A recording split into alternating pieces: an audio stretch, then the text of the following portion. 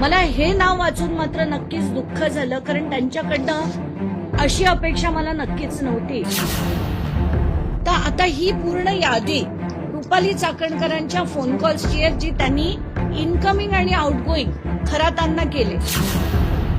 त्यांचं सगळ्यात जास्त जर खरातांशी कोणी बोललं असेल तर त्याच्या नंबर 2 पदावर रुपाली चाकणकर आहेत. पण राजकारणी तिथे गेले हे मात्र मला नमूद करायचंय, म्हणून मी ती सगळी नावं वाचून दाखवते. नाशिकचे आमदार नितीन पवार, चंद्रकांत पाटील, चंद्रकांत पाटलांचे पीए मंगेश देशपांडे, उदय सांगळे जे सिन्नरहून उभे होते, जे हरले, ते देखील गेले होते. आमदार विधान परिषदेचे शिवाजी शहाणे, पद्मश्री पोपटराव पवार, रामदास खेडकर जे दादा भुसेंचे पीए आहेत, दीपक केसरकर यांचे आधी मला एक नंबर जो माझ्याकडे होता तो सापडला नाही, पण जेव्हा मी ट्रू कॉलरवरनं नंबर्स शोधत होती तेव्हा मला दीपक केसरकरांचा एक नंबर मिळाला, ज्याच्यातनं 19 कॉल झाले होते. राहुल कोतडे जे ओएसडी आहेत विखे पाटलांचे, एकनाथ शिंदेचं तर मी म्हटलंच आहे, प्रभाकर काळेंचं मी म्हटलंच आहे, सुनील तटकरे आणि एक जे नवीन नाव मिळालंय ते म्हणजे जयंत पाटील राष्ट्रवादीचे. मला हे नाव वाचून मात्र नक्कीच दुःख झालं, कारण त्यांच्याकडनं अशी अपेक्षा मला नक्कीच नव्हती की ते अशा बाबांकडे काही भविष्य विचारायला किंवा काय विचारायला, त्यांना कोण घेऊन गेलं, हे सगळं म्हणजे जाणून दुःख झालं की त्यांच्याकडनं अशी अपेक्षा मला नव्हती. कदाचित मी पण रॉंग असेल, पण कारण बरेच जणांकडनं बरंच काही ऐकलंय, पण मला ती व्यक्ती चांगली वाटायची आत्तापर्यंत.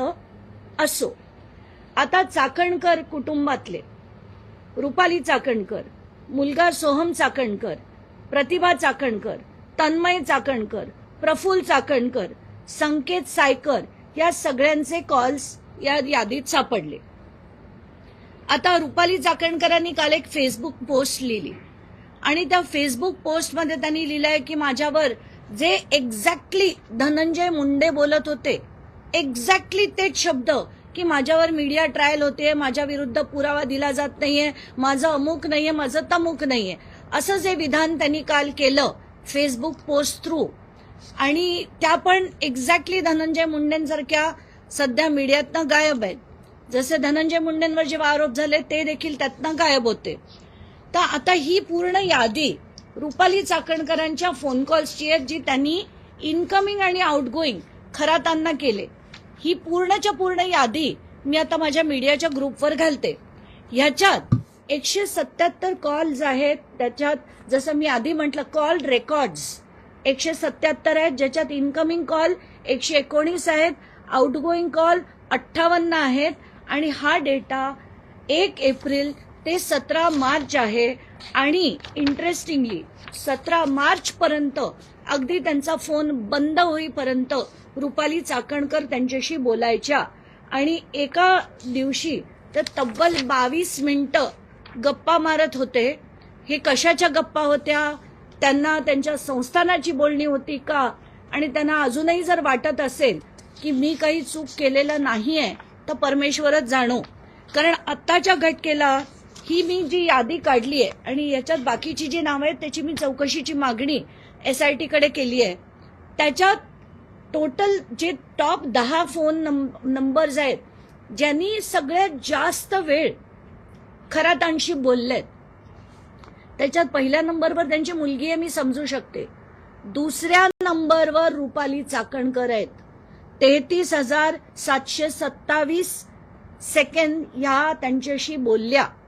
तर रुपाली चाकणकर, जर तुमचं काही काम नव्हतं, फक्त संस्थेचं काम तुम्ही पाहत होत्या, तर तुम्ही त्यांना करणाऱ्यातल्या कॉलमध्ये टॉपच्या दुसऱ्या नंबरवर कशा, म्हणजे तुमचे सगळ्यात जास्त कॉल 177 कॉल सोडा, काही कॉल जर 30 सेकंदाचे असते तर मी समजू शकले असते, पण तुमचं सगळ्यात जास्त जर खरातांशी कोणी बोललं असेल तर त्याच्या नंबर 2 पदावर रुपाली चाकणकर आहेत. आता बाकीची नावं मी वाचून दाखवते. पहिली आहे तृप्ती, दुसऱ्या आहेत रुपाली चाकणकर, तिसरे आहेत दीपक लोंढे, चौथे आहेत कल्पना, म्हणजे ज्या खरातांच्या पत्नी आहेत, त्यांच्या आपल्या पतीशी त्या 4थ्या नंबरवर आहेत.